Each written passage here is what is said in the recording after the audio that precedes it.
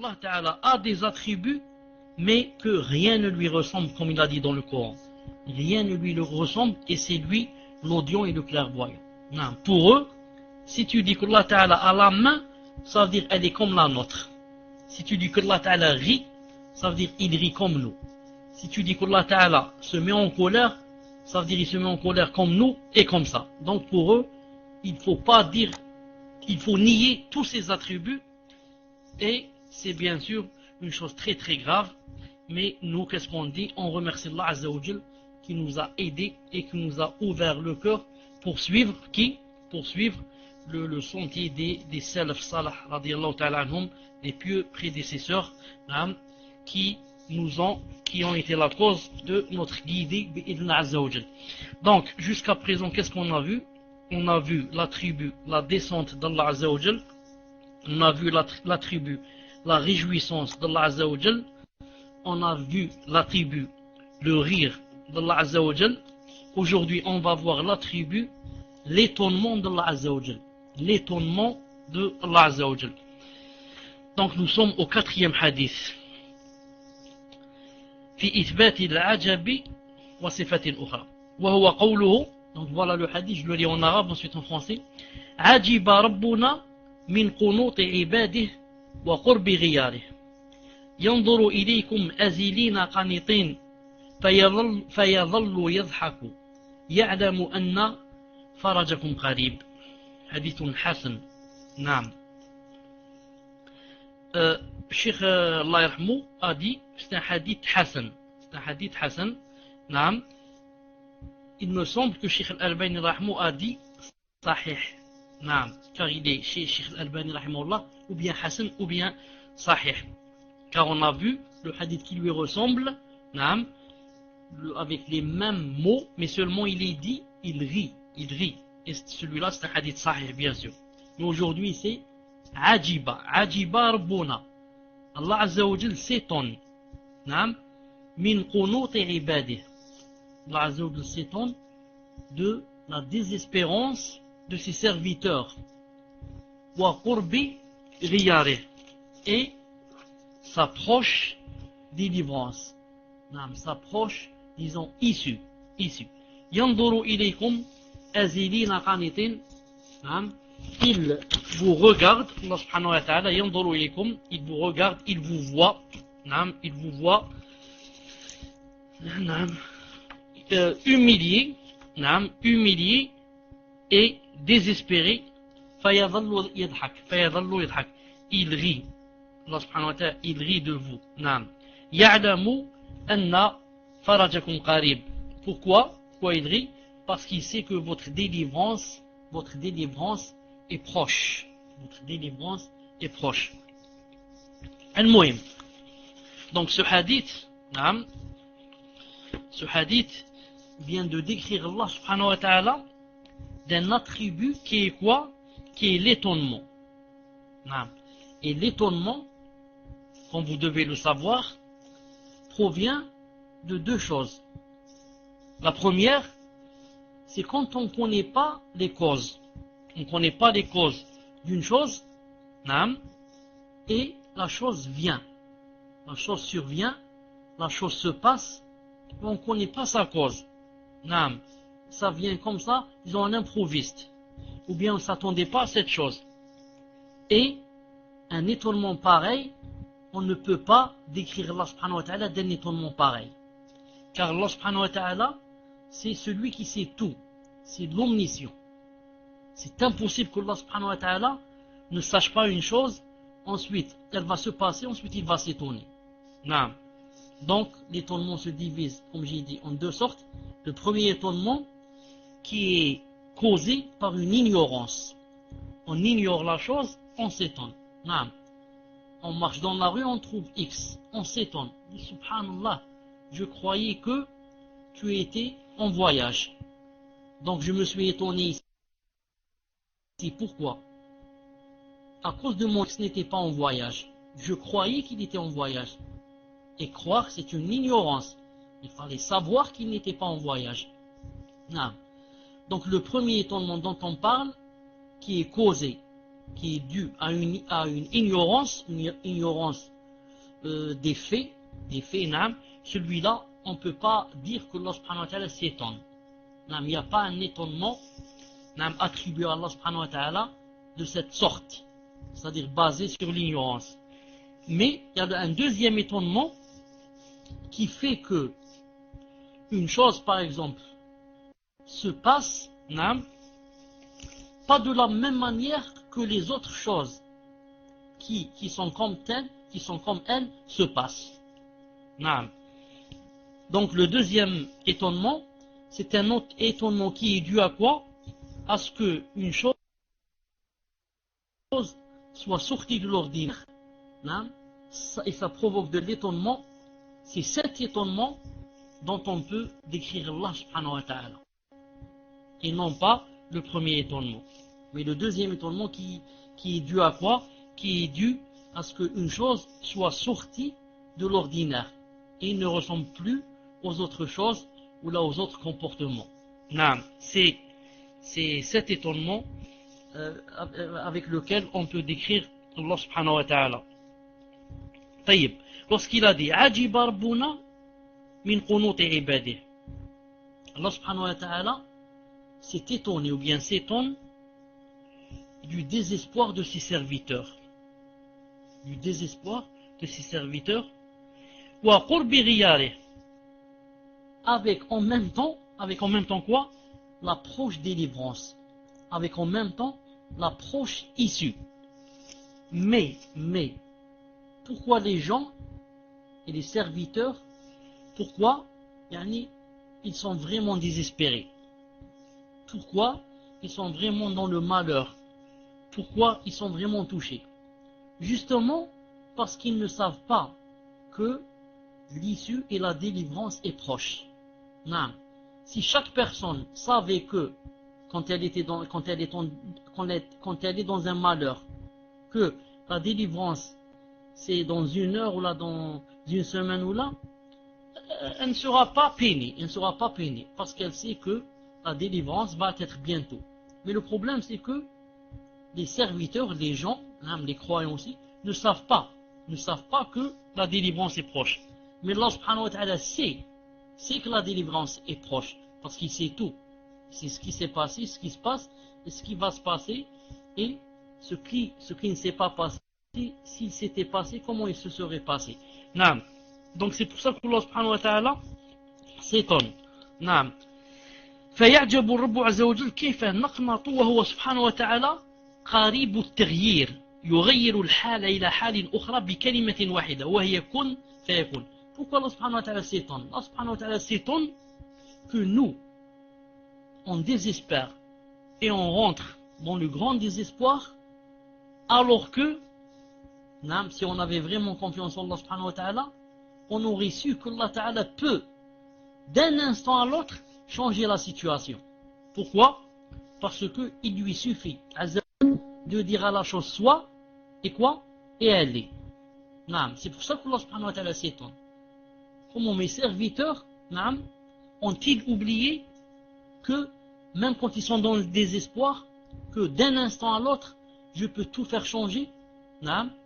A-t-on oublié qu'Allah subhanahu wa ta'ala, d'une seconde à l'autre, peut tout changer? Tous les cœurs des êtres humains sont entre deux doigts de ses beaux doigts. Donc il peut vite changer la situation. Quelqu'un qui est très déprimé, quelqu'un qui est dans le grand désespoir, Allah Ta'ala peut en une seconde le rendre quoi? Le rendre le plus heureux, le plus gai, le plus jovial. Et le contraire est valable.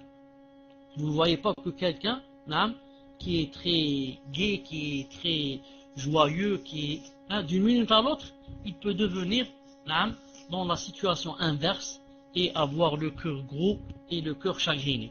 Mais ce qui nous intéresse ici, c'est quoi? C'est le fait qu'Allah Azza wa Jal puisse renverser nos cœurs et les faire passer de la situation où il y a la peine, où il y a l'affliction, où il y a le désespoir, à la situation où il y a le bonheur, la joie, la gaieté. C'est pour ça que Allah subhanahu wa ta'ala s'étonne. Il a dit ينظر إليكم أزلين Allah subhanahu wa ta'ala vous regarde, naam, et vous voit comme ça, humilié, réduit, désespéré.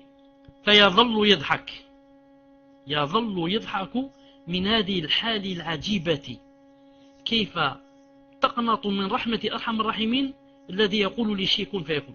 Allah subhanahu wa ta'ala commence à rire. Naam, il rit. Pourquoi? Il rit de nous. Naam, il rit de cette situation qui est étonnante. Comment la personne désespère alors qu'elle adore Allah Azza wa Jal qui est le tout miséricordieux, le grand miséricordieux. Non. Vous voyez pas que c'est étonnant? C'est étonnant. Comment quelqu'un peut-il désespérer quand il sait lui le tout miséricordieux, le grand miséricordieux, et qui, d'une seconde à l'autre, peut changer toutes les situations. Il a dit يَعْلَمُ أَنَّ فَرَجَكُمْ قَرِيبٌ. Allah subhanahu wa ta'ala sait que l'issue et la délivrance est très proche, et que bientôt les soucis vont passer, le chagrin va passer. Taïb. Donc voilà le hadith d'aujourd'hui. C'est un hadith court, mais qui nous apprend une grande chose très très importante. C'est quoi? Il nous apprend un nouvel attribut d'Allah subhanahu wa ta'ala, qui est l'étonnement. Remarquez avec moi que dans ce hadith, il y a beaucoup d'attributs. Premièrement, al-ajab. Le premier attribut c'est quoi? C'est l'étonnement. Car le prophète sallallahu alayhi wa sallam a dit Ajiba Rabbuna. Notre Seigneur s'est étonné. Donc c'est le premier attribut. Et cet attribut qui est l'étonnement, on vient voir maintenant qu'il a été cité dans un hadith authentique. Même, je dirais, il a été même cité dans le Coran. Même dans le Coran, Allah subhanahu wa ta'ala a cité qu'il avait parmi ses attributs l'attribut de l'étonnement. Il a dit dans le Coran, dans Surat Safat, verset numéro 12, il a dit Bal ajibtu wa iskharun. Le verset le plus connu dit Bal ajibta, c'est-à-dire toi, ô Mohammed, toi, tu t'étonnes, et il se moque. Mais il y a une lecture, si je puis dire, ou bien une version authentique, où il est dit Bal ajibtu, avec dhamma au lieu de fatha, c'est-à-dire mais je m'étonne. Ça devient maintenant l'article, ou là le pronom pardon, revient à Allah. Si on dit ajibtu, Bal ajibtu, donc je m'étonne et il se moque. Wa iskharun. Qu'est-ce qu'on prend aussi de ce hadith? On prend aussi de ce hadith فيه أيضا بيان قدرة الله عز وجل وأنه عز وجل تام القدرة إذا أراد إذ يغير الحالة من حال إلى ضدها في وقت قريب. Ce hadith contient aussi quoi? L'attribut de la puissance. La puissance d'Allah Azza wa Jal. Où est la puissance d'Allah Azza wa Jal? La puissance d'Allah Azza wa Jal ici se trouve en ce sens que d'un instant à l'autre il peut renverser la situation. D'un instant à l'autre, Allah Azza wa Jal, d'une seconde à l'autre, il peut renverser la situation. Donc, ne peut faire cela que le puissant. Ne peut faire cela que Allah Azza wa Jal. Il y a un autre attribut aussi dans ce hadith. C'est quel attribut? L'attribut du regard. Allah subhanahu wa ta'ala nous regarde. Car le hadith a dit, il vous regarde. Il y a un autre attribut aussi dans ce hadith. Quel est l'autre attribut? Le rire. Il a dit, il vous regarde. Il vous regarde. Ensuite, il a dit, فَيَظَلُّ يَضْحَكْ. Et il rit de vous, il rit. Donc, il y a le rire. Il y a un autre attribut aussi dans ce hadith, c'est quoi? La science. La science, quand il a dit, il sait que la délivrance est proche. Il sait que la délivrance est proche. Donc, l'attribut de la science. Il y a aussi un autre attribut dans ce hadith, c'est quoi? La miséricorde. Rahma. Où se trouve la miséricorde dans ce hadith? Parce qu'il a dit que la délivrance est proche. Et la délivrance, c'est un dalil, c'est un signe. C'est un signe de la miséricorde d'Allah subhanahu wa ta'ala. Car Allah ta'ala, s'il n'était pas miséricordieux, il t'aurait laissé avec ton grand chagrin. Il t'aurait laissé avec ta grande peine. Mais Allah Azza wa Jal est miséricordieux. Et, par exemple, il enlève le chagrin, fait descendre la pluie, et comme ça. Taïb, qu'est-ce qu'on prend aussi de ce hadith maintenant? Qu'est-ce qu'on prend de ce hadith? Ou bien avant qu'on prenne de ce hadith, je voudrais vous ajouter un hadith qui n'est pas dans le livre ici, mais qui, dans ce hadith, on prend l'attribut de l'étonnement. Car on a cité le premier hadith, maintenant je vais donner un deuxième hadith où c'est cité aussi l'étonnement. Disons pour fortifier et corroborer, Inch'Allah Ta'ala, l'attribut de quoi? L'attribut de l'étonnement.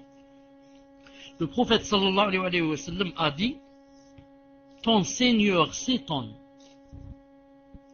d'un berger au sommet d'une montagne qui fait l'appel à la prière, il fait l'adhan et prie. Allah Azza wa Jalla, le puissant et le majestueux, dit, qu'est-ce qu'il dit? Regardez mon serviteur. Il dit sûrement aux anges, regardez mon serviteur que voici. Il procède à l'adhan et il fait la iqama. Et il éprouve de la crainte pour moi.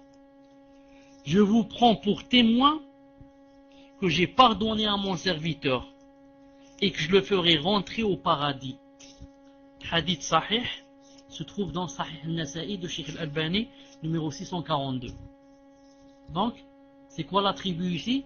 Allah Azza wa Jalla s'étonne. S'étonne de qui? D'un berger au sommet d'une montagne. Que fait ce berger? Il est seul.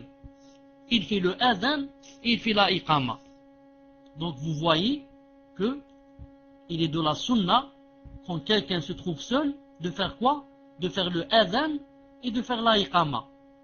Il ne dit pas je suis seul ici dans cet endroit, pourquoi je vais faire le adhan? Personne ne va m'entendre. On dit le adhan, ce n'est pas seulement pour que les gens t'entendent et viennent faire la prière, mais le adhan parce que Allah subhanahu wa ta'ala, il aime qu'on fasse le adhan, premièrement, et deuxièmement, il n'y a pas quelque chose qui t'entende sans qu'elle ne soit témoin demain devant Allah Azza wa Jal pour toi. Donc, tu gagnes quoi? Tu gagnes s'il y a un arbre qui t'entend, s'il y a un caillou qui t'entend, tout ce qui t'entend va témoigner demain pour toi que tu faisais l'adhan et tu faisais la prière, masha'Allah. C'est pour ça que dans la sunna, quand on fait l'adhan, on doit lever la voix au maximum pour que tout ce qui est loin puisse nous entendre. Donc vous voyez que cette personne était seule et a fait l'adhan et a fait l'iqama.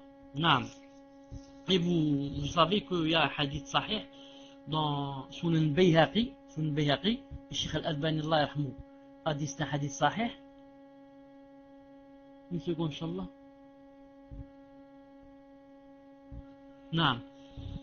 J'avais dit que Muslim, est-ce que vous m'entendez? Muslim, est-ce que vous m'entendez? Alhamdulillah. Qu'est-ce que je voulais dire?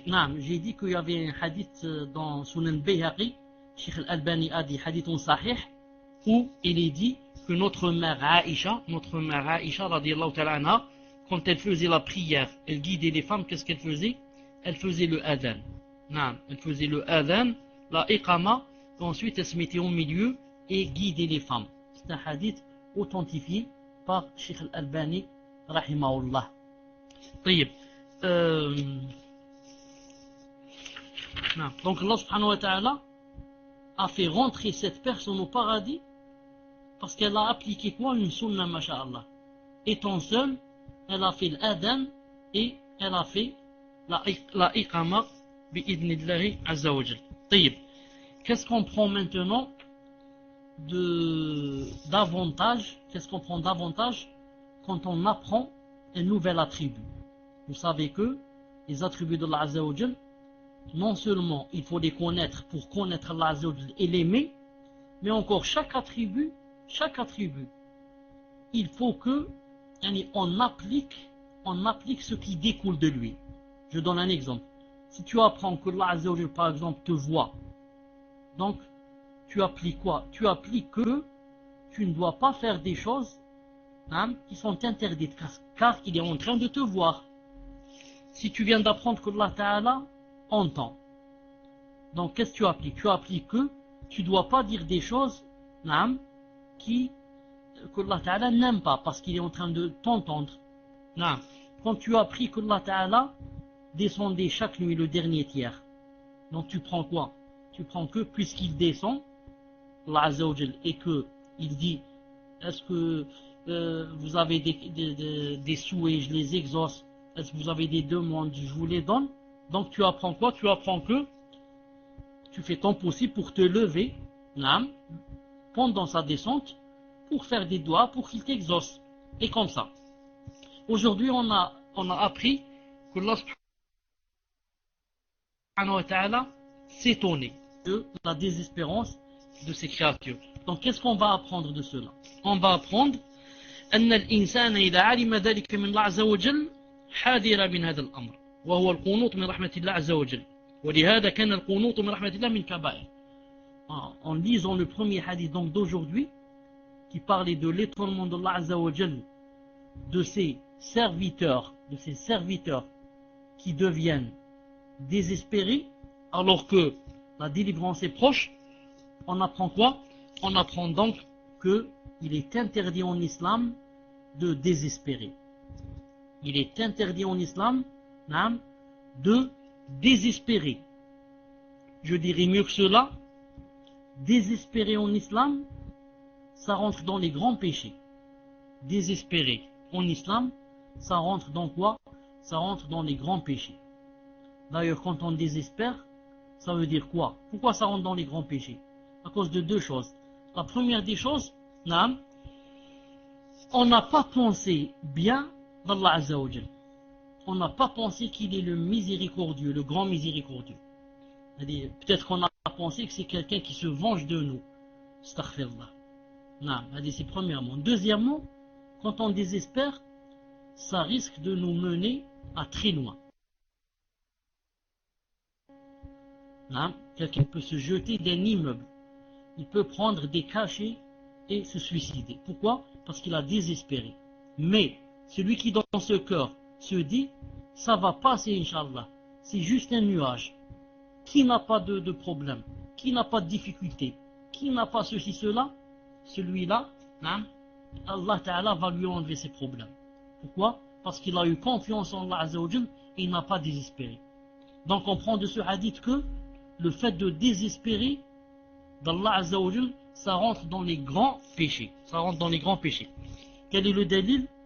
Je viens de donner certains dalils par raisonnement. Maintenant je vais donner des dalils par des textes. Allah Ta'ala dit dans le Coran, قال ومن يقنط من رحمة الله عفوا قال ومن يقنط من رحمة ربه إلا الضالون. Sourate Al-Hijr, verset numéro 56. Allah Ta'ala a dit, et qui désespère de la miséricorde de son Seigneur, sinon les égarés? Et qui désespère de la miséricorde de son Seigneur, sinon les égarés? Ça veut dire que seuls les égarés désespèrent de qui? Seuls les égarés sont ceux qui désespèrent de la miséricorde d'Allah Azza wa Jal. Ça veut dire que toute personne qui désespère, c'est un égaré. Égaré dans le sens de kafir. Égaré dans le sens de kafir. Et Allah Ta'ala dit dans un autre verset, وَلَا تَيْأَسُوا مِنْ رَوْحِ اللَّهِ, en parlant de Yaqub alayhi salam qui parlait avec ses enfants. Il a dit وَلَا تَيْأَسُوا مِنْ رَوْحِ اللَّهِ إِنَّهُ لَا يَيْأَسُ مِنْ رَوْحِ اللَّهِ إِلَّا الْقَوْمُ الْكَافِرُونَ. Qu'a dit Yaqub à ses fils? Ô mes fils, partez et enquérez-vous de Youssouf, de Joseph, enquérez-vous, hein, demandez après lui, et de son frère aussi, Benjamin, Benyamin. Et voilà le témoin, et ne désespérez pas de la miséricorde d'Allah. Ce sont seulement les gens mécréants qui désespèrent de la miséricorde d'Allah. Donc, ce sont seulement les gens mécréants qui désespèrent de la miséricorde d'Allah Azzawajal. Donc, quiconque désespère et dit khlas, c'est terminé. Il n'y aura plus de solution, il n'y aura plus de délivrance. Celui-là, il a fait un grand péché et s'est fait ressembler au kuffar. A'udhu billah. S'est fait ressembler au kuffar. A'udhu billah. طيب. Il a dit فالقنوط من رحمة الله واستبعاد الرحمة من كبائر الذنوب. Il a dit le fait de désespérer et de dire qu'il n'y aura pas de délivrance, il n'y aura pas d'issue, est l'un des grands péchés. والواجب على الإنسان أن يحسن الظن بربه. Et ce qui est obligatoire pour le croyant, c'est quoi? C'est de ne penser d'Allah Azza wa Jal que du bien. De ne penser d'Allah Azza wa Jal que du bien. نعم. إذا دعاه أحسن الظن به بأنه سيجيبه. Le croyant, toujours, dans tous les cas, ne pense que du bien d'Allah Azza wa Jal.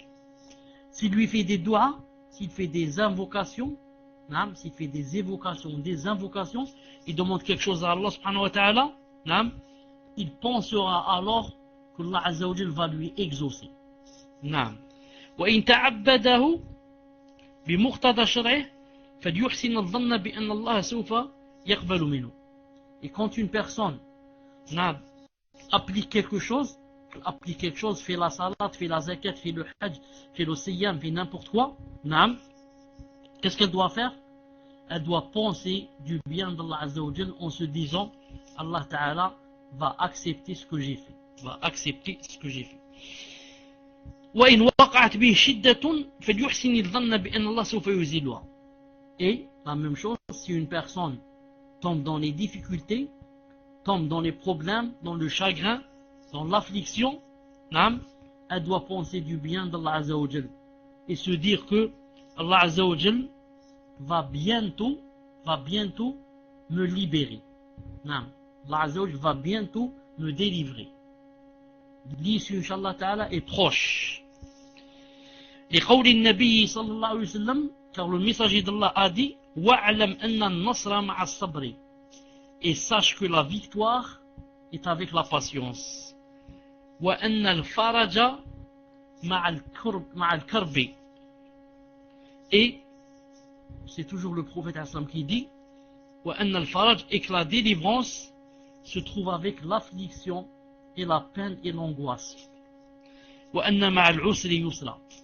Et à côté de la difficulté, il y a la facilité. À côté de la difficulté, il y a quoi? Il y a la facilité. Naam. Donc voilà, Inch'Allah Ta'ala, pour le hadith. Voilà pour le hadith qui parlait de quoi? Qui parlait de l'étonnement d'Allah Azza wa Jal. On va faire une petite révision parce que le hadith est terminé. Et le prochain hadith parlera, Inch'Allah Ta'ala, du pied. Le pied d'Allah Azza wa Jal et sa jambe. Le prochain hadith, Bidna Azza wa Jal. Je voudrais faire une petite révision puisque le hadith est terminé. Donc, on vient d'apprendre un nouvel attribut d'Allah subhanahu wa ta'ala qui est quoi? Qui est l'étonnement. On vient d'apprendre que le fait de désespérer, c'est l'un des grands péchés. Désespérer d'Allah Azza wa Jal et se dire que là c'est terminé, tout est terminé, il n'y aura pas de délivrance, il n'y aura pas d'issue, il n'y a plus d'espoir, ça rentre dans quoi? Ça rentre dans les grands péchés. Ça rentre dans les grands péchés. Je voudrais aussi vous dire que tous les attributs d'Allah subhanahu wa ta'ala lui conviennent de la plus parfaite façon. Allah Ta'ala s'étonnait, ou bien qu'il riait, ou bien qu'il descendait, ou bien qu'il avait les mains, les pieds, les yeux, tout cela d'une façon qui lui convient. car c'est lui qui a dit rien ne lui ressemble. Rien ne lui ressemble, et c'est lui l'audient et le clairvoyant. Naam. Vous savez que si je parle, naam, si je vous dis mes mains, déjà vous avez imaginé mes mains comment à peu près elles sont faites. Elles ressemblent à toutes les mains des humains. Naam. Mais si je dis la main du singe, vous avez vite naam, dans la tête que ce n'est pas une main comme la main, elle est pleine de poils, etc., très longue et comme ça. Et maintenant, si je dis la main de la fourmi, c'est tout à fait autre chose. Si je dis la main de la gazelle, c'est tout à fait autre chose. Et comme ça. Naam. La même chose pour Allah subhanahu wa ta'ala. Il a des attributs naam, qui nous ressemblent seulement dans les noms. Naam. Les attributs, nos attributs et les attributs d'Allah Azza wa Jal ne se ressemblent que dans les noms. Seulement les noms. Tu dis main, main. Rire, rire. Étonnement, étonnement. Descendre, descendre. Comme rien ne lui ressemble dans son entité. Fi dhatihi, naam, rien ne lui ressemble aussi dans ses attributs. Comme rien ne ressemble à Allah subhanahu wa ta'ala en lui-même, en son entité, aussi rien ne lui ressemble dans quoi? Dans ses attributs et dans ses gestes et dans ses actes. Il y a la ressemblance seulement dans les noms. Seulement dans les noms. Naam. C'est pour ça qu'il y a un grand savant qui a dit quoi? Qui a dit quiconque, hein, quiconque, qui dit par exemple que Allah subhanahu wa ta'ala n'a pas la main, c'est un kafir. C'est un kafir. Pourquoi?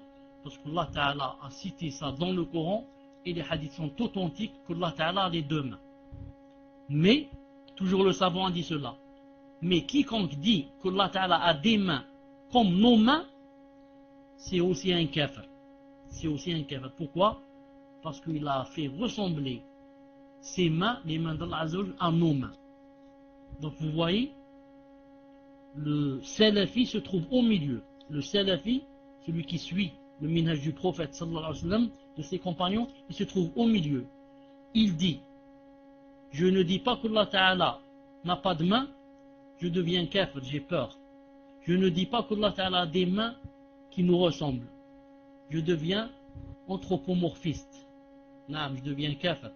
Mais, je dis comme disaient les salafs, il a des mains qui lui ressemblent. Comme il a une vie qui lui ressemble. Pardon, je dis qui lui ressemble. Il a des mains qui lui conviennent. Non, comme il a une vie qui lui convient. Non, il a une colère qui lui convient. Il a un rire qui lui convient. Il a une nuit qui lui convient. Il a une parole qui lui convient. Il a une descente qui lui convient.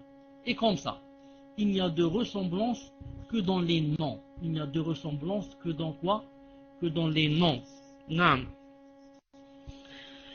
Ensuite, pour terminer, il faudrait que vous sachiez que quand une personne non, est affligée et quand une personne a des problèmes, quand une personne est peinée, comme j'ai dit tout à l'heure, qu'elle n'avait pas le droit de désespérer,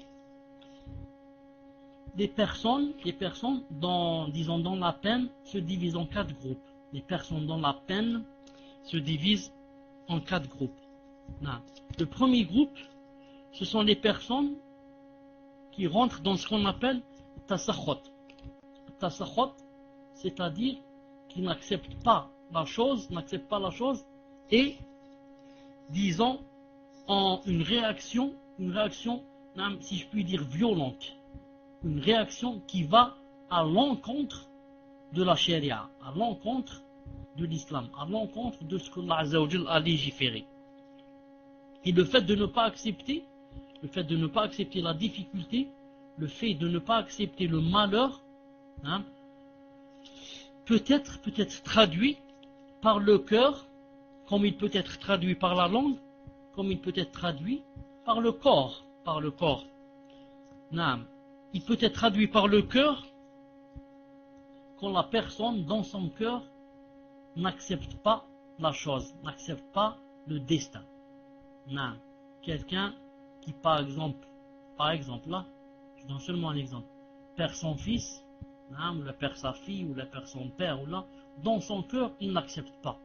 Dans son cœur. il n'accepte pas. Et peut-être qu'il se dit dans son cœur qu'Allah Ta'ala est injuste.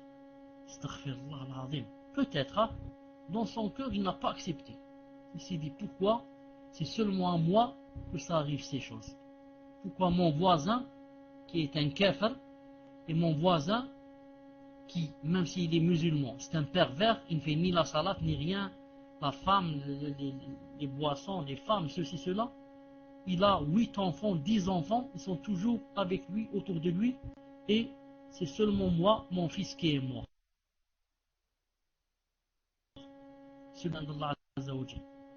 Ça c'est dans le cœur. Des fois, ça se traduit avec la langue. Le mécontentement du destin se traduit avec la langue. Comme quelqu'un, comme par exemple les chiites et les ignorants, qui commencent par exemple à se griffer le visage. Surtout les femmes qui font cela et qui disent Ya Wayli, commencent à se griffer le visage et à faire des doigts contre soi-même.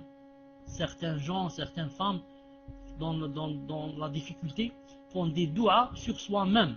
Ils demandent qu'il leur arrive le plus grand malheur, ceci, cela. Ils font des doigts contre eux-mêmes. Et certains, c'est plus grave, traduisent le mécontentement avec leur langue en quoi? En disant des choses qui ne conviennent pas de dire à Allah subhanahu wa ta'ala. Certains lui font des reproches. Ils disent Ya Allah, pourquoi seulement moi? Ya Allah, as-tu oublié que tu m'as déjà pris X et Y? Ya Allah, et comme ça, a'udhu billah. Et d'autres feront des choses plus graves, ils insulteront Allah subhanahu wa ta'ala.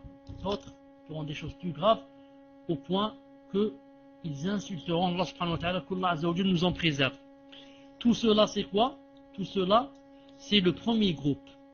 Ceux qui n'acceptent pas le destin, n'acceptent pas le malheur et traduisent cela ou bien par leur langue ou bien par le cœur ou bien par le corps. J'ai oublié par le corps.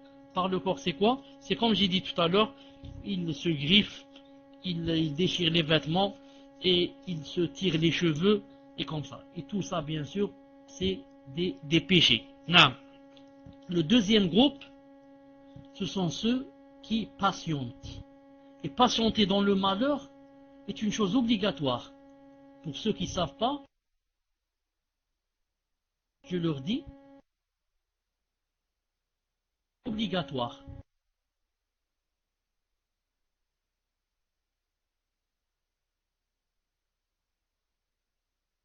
Que si tu ne la fais pas, tu as des péchés. Si tu vas avoir des péchés, c'est une chose obligatoire. Ça, c'est le deuxième groupe. Le troisième groupe, ce sont ceux qui non seulement patientent, mais encore agréent. En arabe, on dit yarda. Il dit alhamdoulilah, je suis radi. Et la femme dit je suis radiya. Ana radi, il mar'a, elle dit ana radiya. Radiya, ça veut dire j'ai agréé, naam, raditu. Et agréer le malheur, bien sûr, ce n'est pas une chose obligatoire, c'est une chose recommandée, c'est tout. Mais c'est patienter qui est obligatoire. Car agréer, c'est quelque chose de plus haut que patienter. C'est pour ça que ce n'est pas obligatoire. Et pas tout le monde agrée. Et la différence entre patienter et agréer, c'est que celui qui agrée, pour lui le malheur, qu'il existe ou qu'il n'existe pas, ça n'a pas d'importance. Celui qui a agréé, ça veut dire dans son cœur, c'est comme s'il n'y avait pas le malheur du tout. Le malheur pour lui, c'est comme s'il n'existe pas. Tandis que celui qui patiente, il sent le malheur. Il sent son cœur qui brûle, mais il est en train de patienter. Donc voilà la différence entre celui qui est patient, c'est tout, et c'est obligé qu'il patiente, et celui qui est agréé. et il a des récompenses car il n'est pas obligé d'agréer. Et je vous ai dit la différence, celui qui patiente, il sent la brûlure du cœur et il patiente. Tandis que l'autre, il ne sent pas. Il ne sent pas pour lui, c'est comme si rien ne s'était passé. Ensuite, il y a le quatrième groupe plus haut, c'est qui?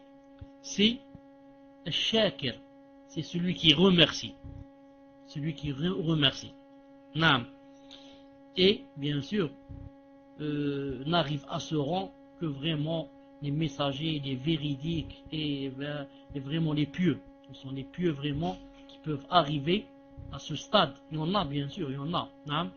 Le fait d'avoir un grand problème, d'avoir un grand souci, et malgré cela, qu'est-ce qu'il fait? Il remercie Allah subhanahu wa ta'ala. Pourquoi il le remercie? Il le remercie à cause de deux choses. Premièrement, Allah ta'ala aurait pu lui donner plus grave que ceci. Non.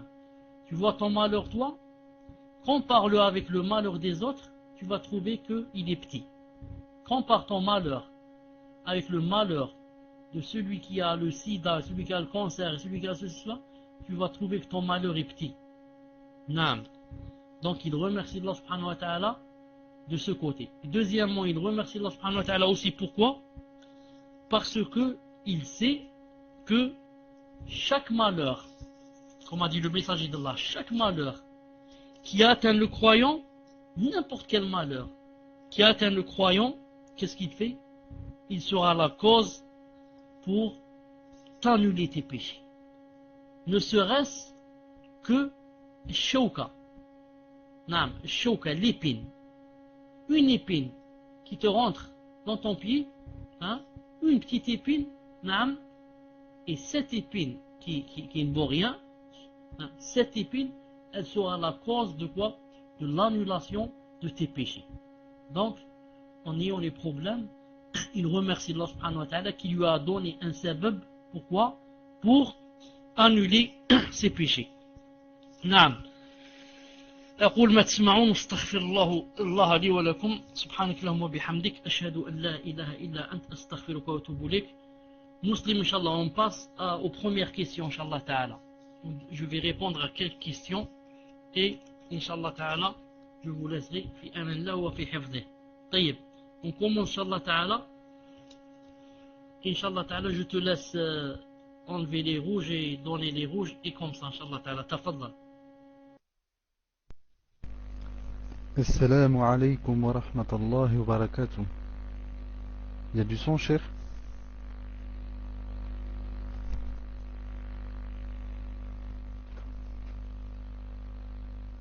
Alhamdulillah. Pour Tissouni, posez votre question, Inch'Allah, je vous ai enlevé le raid. Sonia, elle est où, Inch'Allah? Est-ce qu'elle lève la main ou pas? Sonia, si vous ne levez pas la main, Inch'Allah, levez-la pour que je vois votre pseudo. Sonia. Non, mais je vais voir. Je vous ai enlevé le raid, Sonia. Posez votre question, Inch'Allah. Sonia, est-ce que vous êtes là, Inch'Allah? Sonia, si vous êtes là, tapez 1, Inch'Allah. Barakallahu fikum.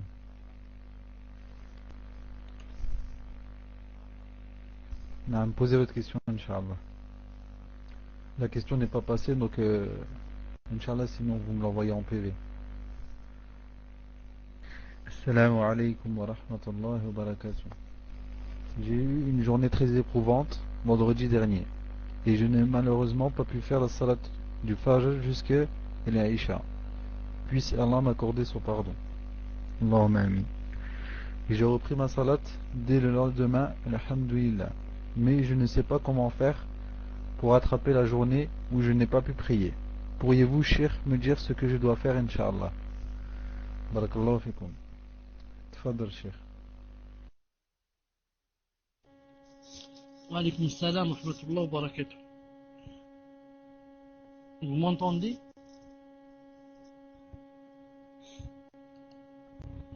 Alhamdulillah.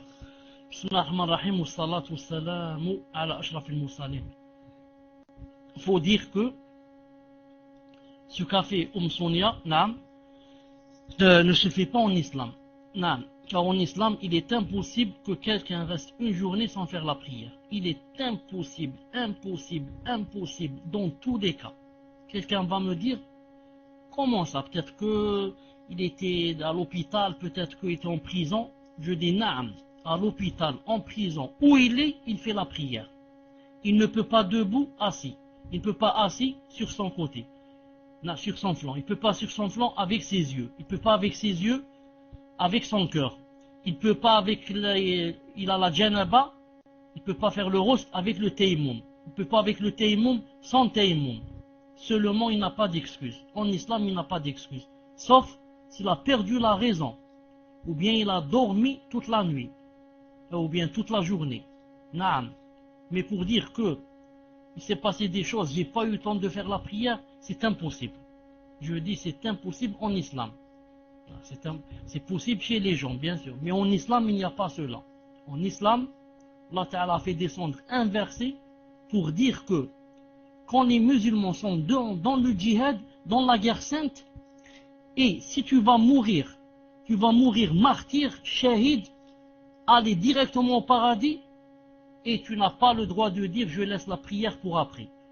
Je suis dans le djihad, la bataille, il y a les fusées, les tanks, les balles qui passent au-dessus de ma tête, je peux pas faire la prière. Allah Ta'ala a dit il faut que tu fasses la prière. Naam. وإذا كنت فيهم فأقمت لهم الصلاة فلتقم طائفة منهم معك. Naam. Allah Ta'ala a dit que même si vous êtes dans le djihad, vous devez vous arrêter et faire la prière par groupe. Un groupe fait la prière et un groupe combat. Ensuite l'autre groupe vient faire la prière et l'autre par combattre. Et comme ça. Donc moi je dis à cette sœur, Naam, qu'Inch'Allah Ta'ala, il faudrait qu'elle regrette. Elle regrette vraiment ce qu'elle a fait. C'est vraiment, vraiment grave ce qu'elle a fait. Et que, Inch'Allah Ta'ala, elle va dès maintenant faire la prière. Maintenant où on est en train de parler, si elle est dans l'état de faire la prière, Naam, elle doit maintenant quitter le dars et aller faire la journée. Sonia, Naam, dès maintenant, tu vas commencer par la journée. Naam, tu commences par la Isha si tu as peur que la Isha sorte. Et tu descends. Subh, Dhuhr, Asr, Maghrib. Naam, tu commences par la Isha maintenant et tu descends marche arrière. Subh, Dhuhr, Asr, Maghrib. Et tu demandes dans chaque prière à Allah subhanahu wa ta'ala de te pardonner. Je ne savais pas et je croyais ceci, cela. Et Allah subhanahu wa ta'ala, c'est le miséricordieux. Innahu al-Ghafur Rahim. Naam, tu rattrapes dès maintenant. Tu rattrapes dès maintenant la journée. La journée, tu la rattrapes maintenant. Tu arrêtes du dars, tu vas faire les ablutions et commencer à faire le jour que tu n'as pas fait, Inch'Allah Ta'ala. Naam, بالتوفيق Inch'Allah Ta'ala. On passe, Inch'Allah Ta'ala, au suivant. Tafadlal. Shedli a posé votre question, Inch'Allah. Je vous ai enlevé le raid. Salam alaykum wa rahmatullahi wa barakatuh, Cheikh. J'aimerais savoir quels sont les remèdes pour atteindre la sincérité dans nos actes, les signes qui nous montrent la sincérité de nos actes et comment se préserver de l'ostentation dans nos actes. Si la question est terminée, tapez 1, Inch'Allah. Tfadal, Cheikh. Wa alaykum salam wa rahmatullahi wa barakatuh. Je voudrais dire deux choses en ce qui concerne l'ostentation. Je voudrais dire deux choses en ce qui concerne l'ostentation, Inch'Allah Ta'ala. La première, c'est que il n'y a pas une personne qui lui vient pas, le shaitan, et lui dit attention, tu es en train de faire l'ostentation. Car le shaitan, il vient aussi de cette porte pour essayer de dissuader la personne pour qu'elle n'adore pas Allah Azza wa Jal, ou bien, du moins, pour que son adoration ne soit pas parfaite, pour qu'elle soit embrouillée. Alors le shaitan vient et te dit ce que tu es en train de faire, c'est de l'ostentation. C'est pour ça que les savants ont dit, quand quelqu'un est en train de faire la prière, si le shaitan lui dit, attention, arrête ta prière, tu fais de l'ostentation, qu'est-ce qu'il doit faire? Alors il doit continuer. Non. S'il devait faire 2 rak'at, alors il va faire 4 maintenant, pour lui montrer à ce chien-là, comment il veut m'embrouiller, et il veut me couper ma salat. Non. Ça c'est la première des choses. Et la deuxième des choses que je veux dire, la sincérité, c'est quelque chose qu'on ressent dans le cœur. Quand on ressent dans le cœur que notre cœur est apaisé, ça veut dire qu'on est sincère. On ne ressent pas des choses comme ça, comme des courants qui viennent à l'intérieur, qui commencent à te dire, fais cette chose, les gens sont en train de voir, commence à prier, les gens sont en train de voir, fais l'aumône, les gens te voient, mais au contraire, tu sens le cœur apaisé. Tu sens que tu voudrais aller te cacher pour faire des choses, aller te cacher pour faire la prière, aller te cacher quand tu jeûnes, aller te cacher si tu veux faire de l'aumône, et comme ça, tu sens un grand apaisement dans le cœur. Voilà en général comment je réponds. Sinon, c'est une chose très difficile, car c'est une chose qui se passe dans le cœur, et ce n'est pas une chose qui a un délit comme ça clair. Ce n'est pas une chose qui a un délit comme ça, disons comme une lampe. S'il y avait une lampe qui s'allumait, le vert, tu es sincère, le rouge, tu fais l'ostentation. Ça, ce serait très facile. Mais justement, il n'y a pas cette lampe. Allah Azza wa Jalla a laissé ça au niveau du cœur. Si tu sens de l'apaisement, masha'Allah, ça veut dire que cette chose a été faite avec sincérité. Maintenant, si tu sens du plaisir à ce que les gens sachent, tu sens du plaisir à ce que les gens te remercient et te fassent l'éloge, et te disent tu es masha'Allah, tu as du ilm, tu as ceci, tu as cela, ça veut dire qu'on manque d'ostentation. Et troisièmement, pour terminer, je voudrais dire que l'ostentation, la sincérité, peut être dans une chose, dans une action, et peut ne pas être dans une autre. C'est-à-dire que tu peux être sincère en donnant par exemple aujourd'hui 10 € à un pauvre, et demain tu vas donner 50 € là, et il se peut que tu le fasses avec ostentation. Alhamdoulilah, on dit Alhamdoulilah, pourquoi? Alhamdoulilah que les choses et les actions ne sont pas collées l'une à l'autre. Comme ça, si au moins une personne fait l'ostentation dans une chose, au moins, alhamdoulilah, elle peut se rattraper dans une autre adoration. Elle peut se rattraper et dire astaghfirullah et demander Allah le pardon et se rattraper dans une autre adoration. Le mieux, c'est de cacher nos actions, même petites. Toute action que l'on peut faire en cachette, si c'est une nafila, si c'est pas une chose obligatoire, elle est mieux que celle qu'on fait devant les gens. Toute action, même si elle est petite, si elle est nafila, elle est surrogatoire, elle n'est pas obligée, il vaut mieux la faire en cachette. Il vaut mieux la faire en cachette. D'ailleurs, il y a un hadith authentique du prophète sallallahu alayhi wa sallam où il dit que Allah subhanahu wa ta'ala s'étonne, ou bien rit ou s'étonne. Je ne suis pas très sûr, mais c'est l'un des deux attributs. Disons d'un groupe de gens, ils sont 2 ou 3 comme ça, ils sont en train de marcher, ils rencontrent qui? Ils rencontrent un pauvre, un nécessiteux. Ensuite, une du groupe, qu'est-ce qu'elle fait? Une personne du groupe, qu'est-ce qu'elle fait? Elle s'attarde comme ça, elle s'attarde un peu, peut-être qu'elle fait semblant de toucher ses souliers, je sais pas quoi, elle s'attarde un peu, ensuite quand les autres qui étaient avec cette personne ne la voient plus, qu'est-ce qu'elle fait? Elle donne l'aumône comme ça à la personne en cachette et elle rejoint le groupe. Allah subhanahu wa ta'ala rit ou bien s'étonne de cette personne, comment elle était avec des gens et elle a donné l'aumône et personne n'a su, sauf Allah Azza wa Jal. Wallahu subhanahu wa ta'ala a'lam. Tfadal inshallah le prochain. Firdaus, posez votre question, Inch'Allah, je vous enverrai. Assalamu alaikum wa rahmatullah. Concernant la aqiqa, peut-on donner le mouton à des pauvres alors que la viande n'est pas cuite? Barakallahu fikum, hayakumullah, qu'Allah vous accorde le firdaus. Amin. Fadal Sheikh.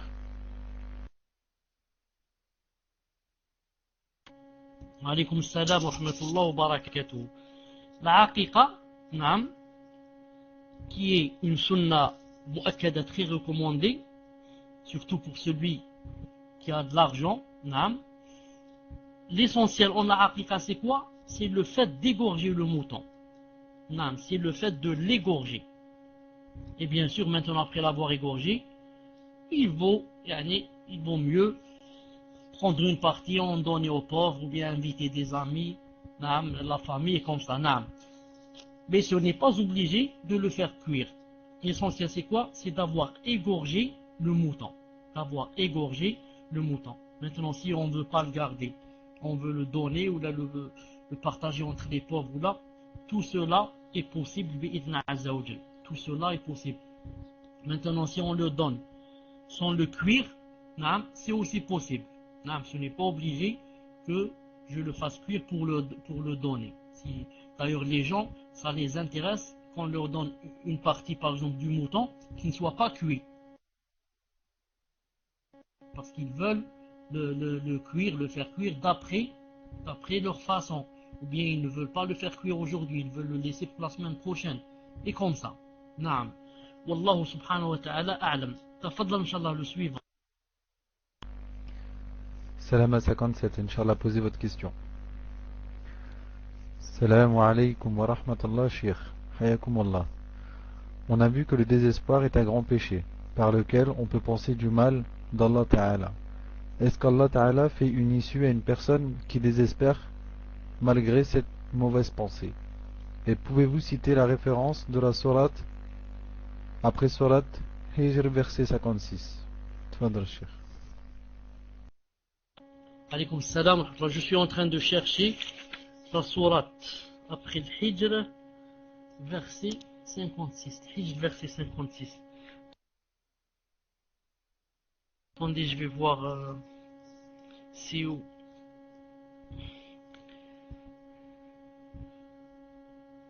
Naam, c'est le verset qui dit وَلَا تَيْأَسُوا مِنْ رَوْحِ اللَّهِ إِنَّهُ لَا يَيْأَسُ مِنْ رَوْحِ اللَّهِ إِلَّا الْقَوْمُ الْكَافِرُونَ. Sourate Youssouf, page 87. Pardon. Sourate Youssouf, verset 87. Ô mes fils, partez et enquérez-vous de Youssouf et de son frère, et ne désespérez pas de la miséricorde d'Allah. Ce sont seulement les gens mécréants qui désespèrent de la miséricorde d'Allah Azza wa Jal. Ça, c'est pour la deuxième question. Pour la première question, est-ce que Allah Ta'ala peut-il faire une issue à une personne qui désespère malgré cette mauvaise pensée? C'est un âme. La personne qui désespère se divise en deux. Celle qui ne sait pas, c'est une ignorante. Allah Ta'ala, il est tellement miséricordieux que il lui pardonne. Et il lui fait sans la deuxième sorte, c'est celle qui sait. Elle sait que c'est interdit, elle sait que c'est un grand péché, elle sait que c'est haram. Et celle-là, qu'est-ce qu'elle fait? Malgré cela, elle désespère et dans son cœur, elle pense du mal d'Allah Azza wa Jal. Celle-là rentre sous ce qu'on appelle la volonté d'Allah, sous le Mashi'a. Si Allah Ta'ala veut lui faire une issue, il lui fait. S'il ne veut pas, il ne lui fait pas pour la châtier encore une fois d'avoir fait ce grand péché. Car cette personne a la science. Elle sait que c'est interdit, ce n'est pas comme l'autre. Mais si Allah Ta'ala, malgré cela, veut lui faire une issue, c'est lui le grand miséricordieux. S'il ne veut pas, personne ne peut lui dire, ne peut lui poser la question pourquoi vous n'avez pas voulu. Wallah subhanahu wa ta'ala a'lam. Tafaddal.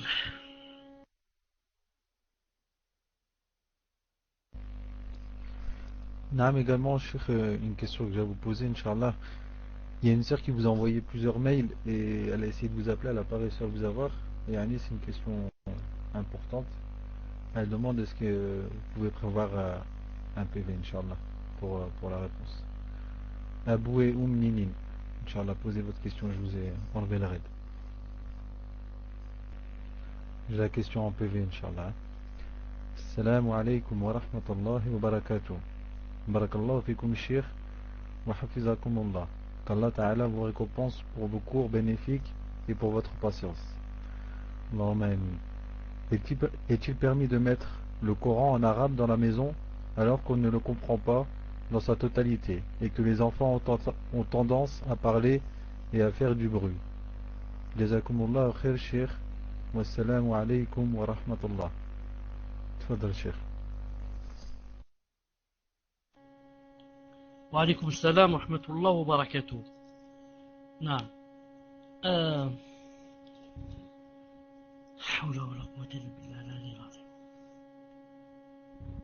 Prépare-moi la question qui est en PV. Prépare-moi la question, Inch'Allah Ta'ala, qui est en PV et envoie-la moi en PV. Ensuite, autre chose, non, pour le Coran, même si on ne comprend pas la totalité, l'essentiel, c'est de l'entendre. Non, c'est d'écouter. On peut écouter et comprendre, on peut écouter et ne pas comprendre. L'essentiel, chaque mot que tu comprends, tu médites ce mot, tu as des hasanat, insha'Allah ta'ala. Naam.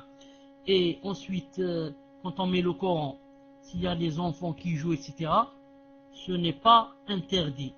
Car les enfants, c'est très difficile de leur demander, c'est très difficile de leur demander d'écouter, de méditer, surtout de méditer. Donc, il faut voir quelle est la raison pour laquelle j'ai mis le Coran. Si je l'ai mis pour moi, l'essentiel c'est que moi je suis en train d'entendre, même si je n'arrive pas à maîtriser les enfants. Mais l'essentiel c'est que moi, au moins, je suis en train d'entendre. Mais si maintenant je sais que je vais le mettre et personne ne va l'entendre, là il vaut mieux ne pas le mettre. Car quand on met le Coran, c'est pour qu'il y ait quelqu'un qui l'entende. Et ce n'est pas comme ça dans le vide. Maintenant, si certaines personnes disent par exemple que j'ai dans la maison des djinns, etc. Et que je voudrais, par exemple, faire réciter le Coran, laisser comme ça la cassette pour les djinns, pour qu'ils sortent de ma maison et pour que le shaitan ne rentre pas, etc. Dans ce cas, Allah subhanahu wa ta'ala, Wallahu ta'ala a'lam, c'est permis. Car il y a toujours quelqu'un qui entend, c'est qui? Et je l'ai mis pour les djinns. Ça, c'est quand on est sûr qu'il y a les djinns et que je dois mettre le Coran pour essayer de les expulser de la maison. Wallahu subhanahu wa ta'ala a'lam. Na'am. Tafadhal inshallah ta'ala le prochain.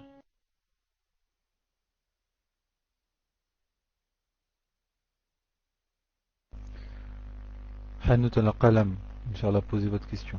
Je vous ai enlevé la raide. Salam alaykoum, cher. J'espère que vous allez bien ainsi que vos proches.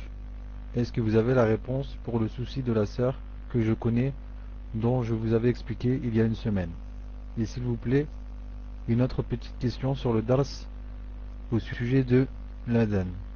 Quand on est seul, ce que vous disiez, c'est valable pour la femme ou uniquement pour l'homme? Barakallahu fikum. Tfadal Cheikh.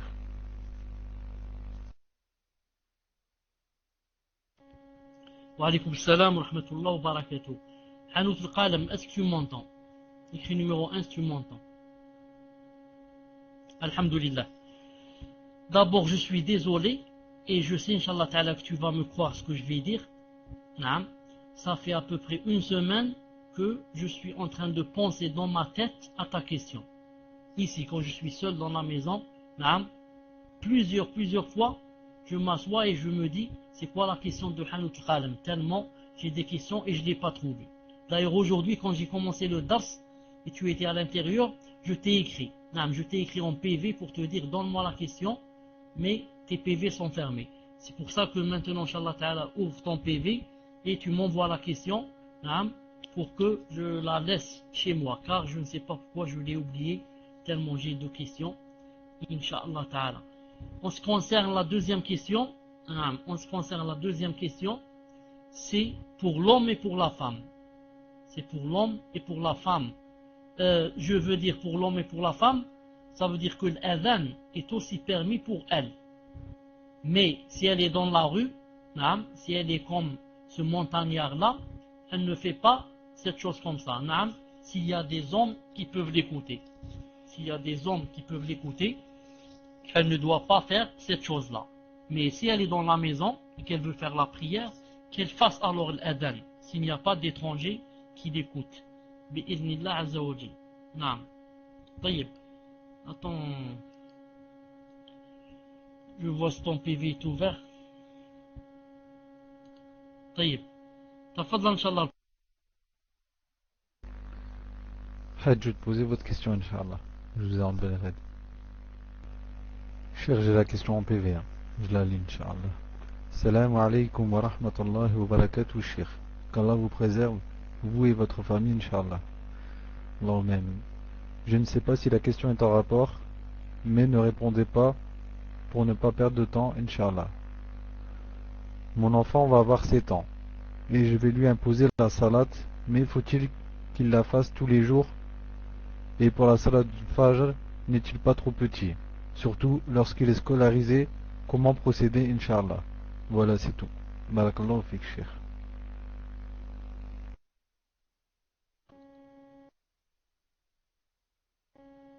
Alaykoum salam wa rahmatullah wa barakatuh.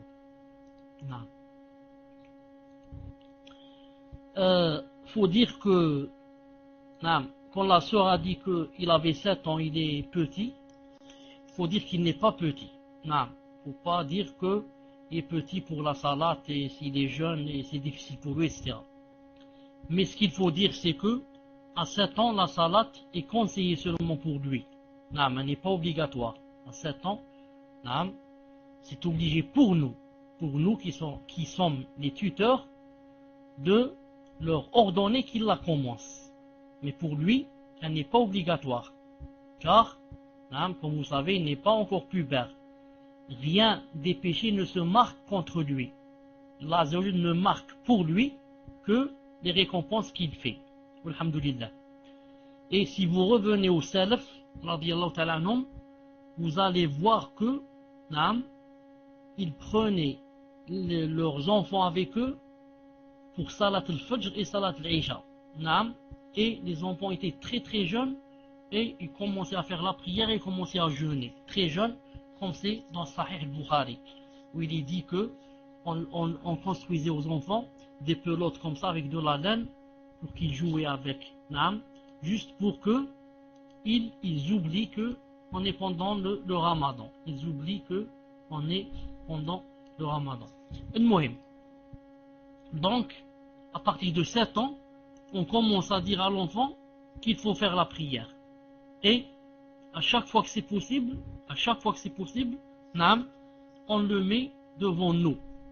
Je vais faire la prière, il l'a fait avec moi. Si maintenant son père veut le prendre avec lui à la mosquée, c'est encore mieux. Si son père le prend avec lui à chaque fois à la mosquée, c'est mieux pour qu'il s'entraîne. Mais si la mosquée est loin ou si je ne sais pas quoi, alors qu'il apprenne à la faire en groupe. Qu'il apprenne à la faire en groupe à la maison. Et de temps en temps, on le laisse, c'est lui qui guide. Quand on est sûr qu'il a fait bien les ablutions, on le laisse guider. On le laisse guider s'il connaît par exemple la Fatiha, s'il la lit bien et il connaît les autres choses qu'on doit faire dans la salat, on le laisse guider. Quand on se concerne le Fajr, etc., on fait notre possible, pour qu'il le fasse. Et les jours où il ne peut pas, etc., mais les jours où il peut la faire, on essaye de lui apprendre et de l'entraîner pour qu'il la fasse. Car sinon, il va prendre l'habitude qu'il n'y a pas Salat al-Fajr. Il va prendre l'habitude que Salat al-Fajr, il n'y a pas à 5 heures du matin. C'est toujours à 8 heures du matin quand il se lève. Il va prendre cette mauvaise habitude. Ça sera très difficile à la fin de le corriger. Allah subhanahu wa ta'ala a'lam. Tfadlal inshallah. Ibn Khalil, posez votre question, Inch'Allah. Ibn Khalil, est-ce que vous êtes là, Inch'Allah? Ibn Khalil.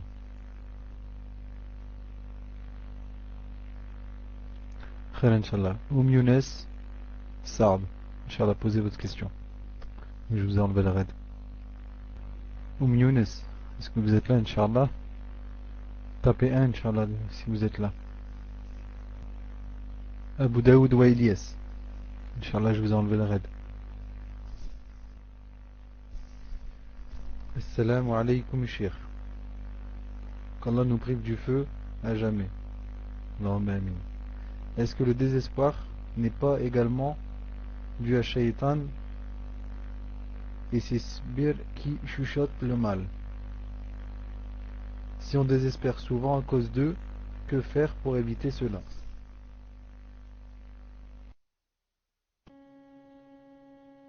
Salam wa alaykum salam wa barakatuh.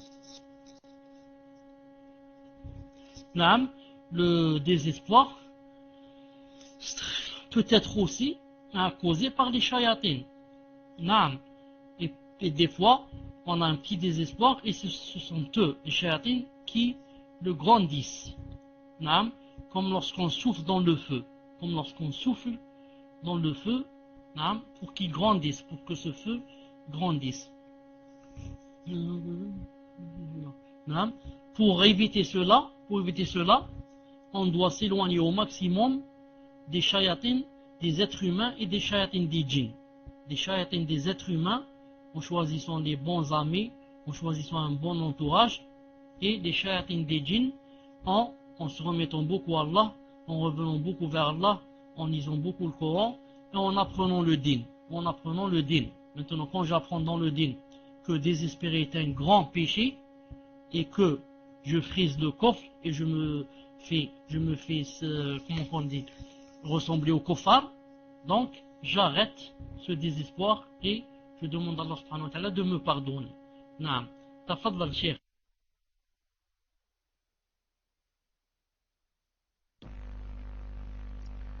Ibn Khalil, est-ce que vous êtes là, Inch'Allah? Rayana, je vous ai enlevé le raid. Posez la question, Inch'Allah. Rayana, est-ce que vous êtes là? Ummi 5, est-ce que vous êtes là, Inch'Allah? Non, donc d'abord, on va commencer par Rayana. Ensuite, ce sera Ummi 5. Rayana, posez la question, Inch'Allah. Rayana, on attend votre question, Inch'Allah. Si elle est trop longue, donnez-la moi en PV. Yani, je rappelle, Inch'Allah, pour les personnes qui perdent leur place, pour les problèmes de déconnexion, etc. Donc, Cheikh s'est déjà prononcé sur ça, donc c'est Qadar Allah. Yani, ceux qui perdent leur place, il la pour la prochaine fois, Inch'Allah. Car sinon, yani, pour réorganiser le tout, il y a trop de problèmes. Salam alaikum, je voulais savoir si on pouvait faire le Hajj ou la Umrah même si on a des dettes. Tfadal, Cheikh. Alaykoum salam wa rahmatullah wa barakatuh. Fi sawt. Alhamdulillah. طيب.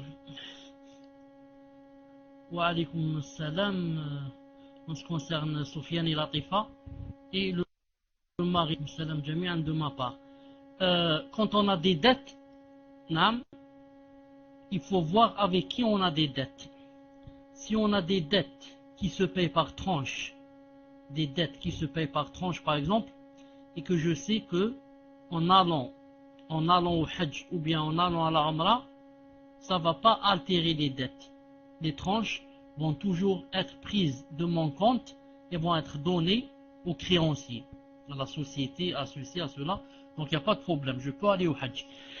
Mais si c'est une personne qui m'a prêté de l'argent, un ami, un voisin, un parent, dans ce cas, je ne peux pas aller au Hajj ni à la Umrah sans sa permission.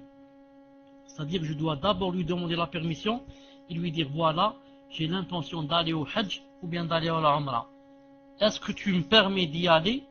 Et quand je reviens, Inch'Allah Ta'ala, je te paye les dettes. S'il dit oui, c'est oui. S'il dit non, tu n'as pas le droit d'y aller. Car le Hajj n'est plus obligatoire pour toi et la Umrah n'est plus obligatoire. Car tu as des dettes sur ton cou. Et payer ces dettes passe avant le Hajj et la Umrah. C'est comme ça que dit Cheikh Ibn Uthaymin, Allah yarhamou. Naam. Fadlan, Inch'Allah, le prochain.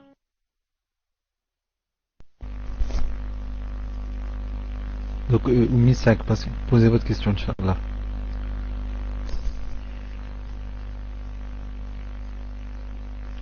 Par contre, j'ai aussi une question, Yannick, vous répondrez, Inch'Allah. Est-ce que les mails, on peut vous les envoyer ou toujours pas, pour l'instant? Donc, la question de Oumi 5. Salam alaykoum ya Cheikh. Allah yashafik wa yahafdak. Amin. Je voulais savoir si un frère salafi pouvait épouser une femme qui, elle, n'a pas la aqidah salafiyya. Tfadal, Cheikh. Wa alaykoum salam wa rahmatullah wa barakatuh.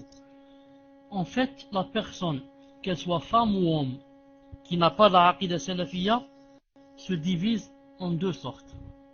La personne qui n'a pas une aqidah salafiyya se divise en deux sortes. Naam. Il y a la personne qui n'a pas la aqidah salafiyya, mais qui est prête à la voir et consent et accepte de la voir si on la lui apprend. Naam. Et il y a la deuxième personne qui n'a pas la aqidah salafiyya et qui est contre la salafiyya. Naam. Donc il faut faire la différence. Maintenant, si il va se marier avec une personne qui n'a pas la aqidah salafiyya, mais qui est toujours avec un cœur propre, qui accepte la aqidah, et il va lui apprendre la aqidah, il aura, inshallah ta'ala, des hasanat. Il aura des hasanat en la rendant salafiyya et en lui apprenant la salafiyya. Mais s'il va se marier avec une personne qui est contre la salafiyya, et qui dit les salafis sont des wahhabites, sont des anthropomorphistes, sont des juhal, sont des kuffars, ceci, cela, celui-là, il n'a pas le droit de se marier avec elle, parce que celle-là, c'est un ennemi du minhaj. C'est un ennemi du minhaj. Naam. Voilà donc comment il faut voir les choses. Il faut diviser celui qui n'est pas salafi en deux. Naam. Celui qui accepte et celui qui est un ennemi. Tfadhal.